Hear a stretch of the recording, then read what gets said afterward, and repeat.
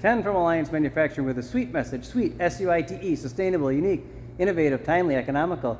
Today I come to you from sunny Torrance, California. Alliance has just recently purchased Technical Devices Company, TDC. Technical Devices is a manufacturer of inline and batch cleaning systems in the electronics industry.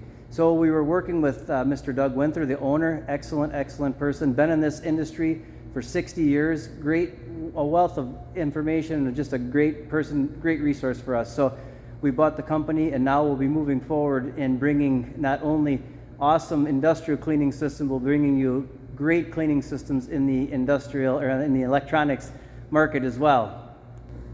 So if you just take a quick peek here, I can show you some of the equipment.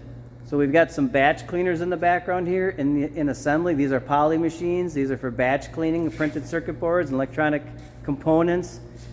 We have another nice inline system here that's on the production floor being built in assembly. Be shipping in a couple of weeks here. And then we've got the New Clean 818XLR FB. FB is for flood box. Now this machine will be shipped up to our test facility in Fond du Lac, Wisconsin.